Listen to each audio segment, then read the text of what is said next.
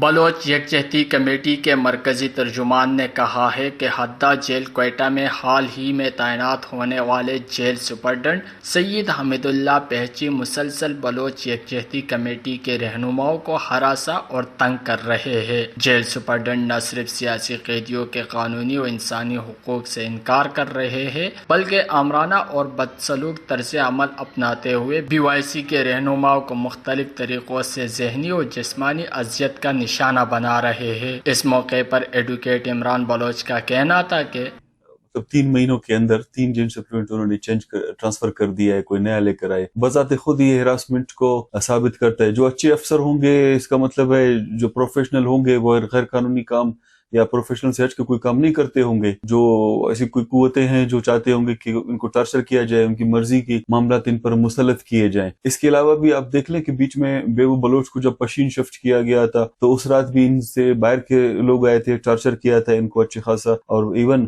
Doctors کی اور علاج کی ان کو ضرورت پڑی تھی۔ اور یہ ہراسمنٹ روز اول سے ان کے ساتھ رہا ہے۔ جب میں ملنے جاتا تھا تو یہ باقاعدہ ڈاکٹر صاحب اور ان کے ساتھی بتاتے تھے کہ ان کو ٹارچر بھی کرتے ہیں، اور خاص کر بیچ میں 1-2 دفعہ ان کو مارا پیٹا بھی گیا تھا۔ یہ پولیٹیکل قیدی ہیں، سیاسی قیدی ہیں، کوئی کرمنلز نہیں ہے۔ کسی بھی کورٹ آرڈر سے ان کو کہیں پہ بھی یہ ثابت نہیں ہوا ہے کہ یہ کرمنلز ہیں۔